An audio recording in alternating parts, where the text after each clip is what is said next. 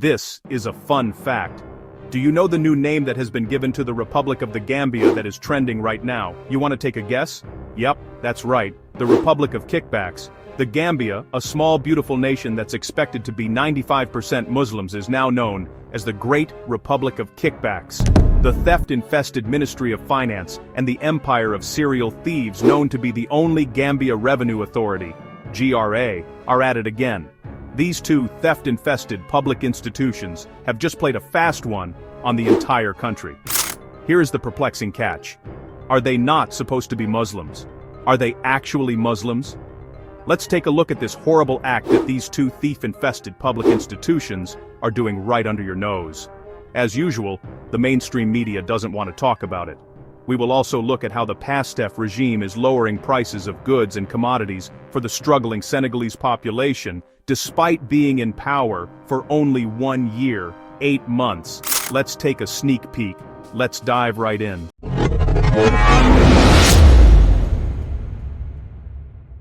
Coming into power is an interesting phenomenon. Genuine leaders will work their socks off to bring in positive, life-changing changes for the betterment of their population, just like the Pastef regime is doing in Senegal. On the other hand, there are other sets of leaders who only come into power to cause mass suffering and use taxpayers' money whichever way that pleases them. A prime example is the Adama Barrow government of the Gambia.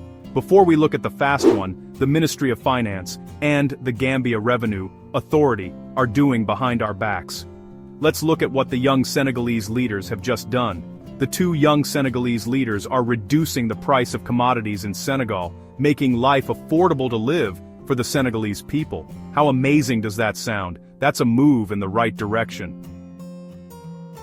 The Senegalese Prime Minister Ousman Sonko has announced an upcoming reduction in electricity and fuel prices as part of a broader plan to ease living costs and strengthen social welfare. Again, this is wonderful news and we celebrate with them. A massive congratulations to the Senegalese people. The announcement follows President Bassirou Diomaye Faye's directive to refocus the national budget on social priorities, with Sonko explaining that his government has made strict financial adjustments to create space for these measures. Did you hear this? They are not freeing up funds to buy luxurious cars and leaving a flashy lifestyle. Instead, they are freeing up funds to reduce prices for goods for the average Senegalese people. Amazing, right? The Senegalese president also reaffirmed plans to boost investment in health, education, and housing, including the integration of 30 public health facilities and a provisional allocation of 20 billion CFA francs for social housing projects in the 2026 budget. What a beauty this is. They are achieving lots for the Senegalese people despite being in power for only 1 year, 8 months. Crazy, right? May God bless the Pastef regime. Now, let's get back to the Gambia. Let's take a look at what the Ministry of Finance and the Gambia Revenue Authority, GRA, are doing behind your back. First, this is a polite request to please support our work by liking this video and subscribing to the African Pacific YouTube channel, a Gambian-owned channel looking into the happenings of the motherland that are often ignored by mainstream media. Please show your support by liking and subscribing. Thank you so much. Now, question. Have you heard about the contract the Gambian government has given out to the North African company called ArabSoft? If you haven't, then it means that you are still in the dark regarding the happenings of our motherland, the Gambia. We are not surprised anyways. We are dealing with a president who treats the Gambia as his personal property. He is not going to open up to you, the citizens, nor will the mainstream media talk about it. But don't worry, African Pacific will bring you up to speed. This is what happened. The awarding of a $7.2 million contract to Tunisia's ArabSoft TMI consortium for the implementation of the Integrated Tax Administration System, ITAS project, which is funded by the World Bank. ArabSoft is a Tunisian software company founded in 1985 by Mohamed Triki that specializes in the study, development and distribution of management software solutions. Headquartered in Tunis, it has built up a portfolio of sector-specific enterprise applications and serves both private and public sector clients in Tunisia and the broader MENA region. ArabSoft develops and distributes bilingual, French and Arabic, ERP-style solutions tailored to industries such as hotel management, utilities, water, electricity, waste, human resources, and financial governmental systems. Its offerings include modules for front and back-office hotel operations, e.g. a system called XLIA, contract and billing management for utilities such as Hyatt, HR, and payroll modules like Agir, and comprehensive financial management tools like AMIN.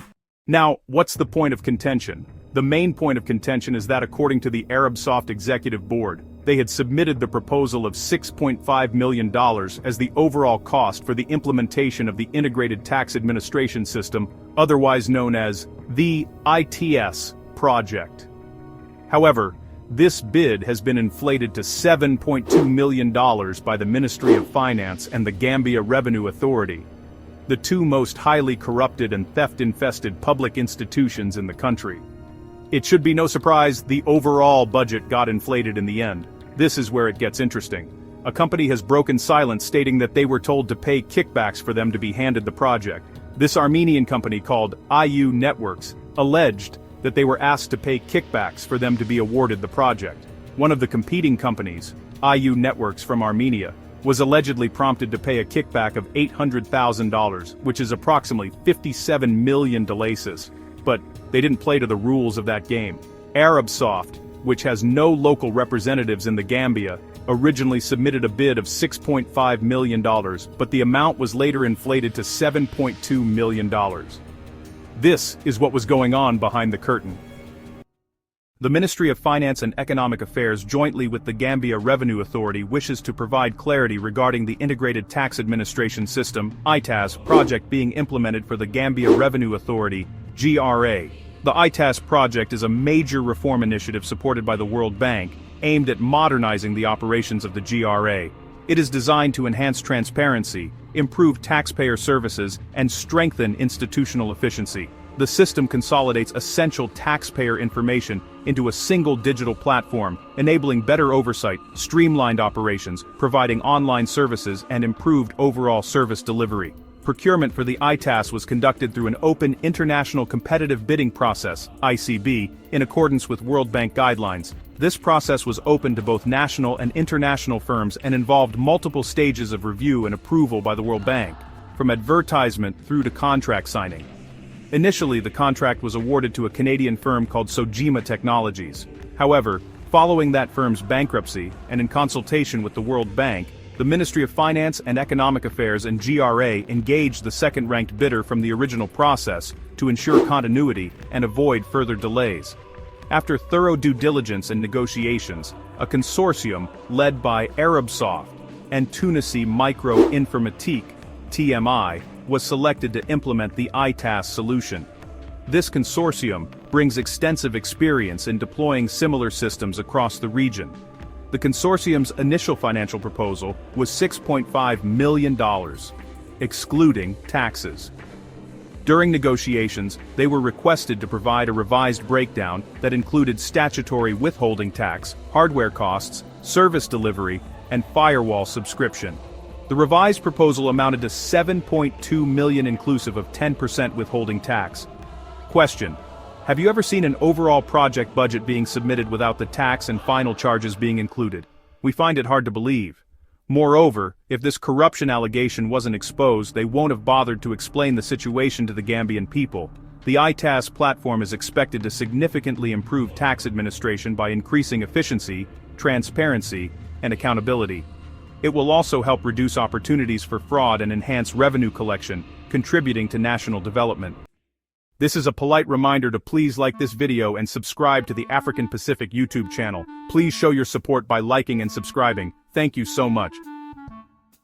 Coming up next is the audit report findings on the Edward Francis Small Teaching Hospital in the Banjul. Please stay tuned for that video as we bring to your attention the financial mayhem the hospital is going through. Thanks for watching.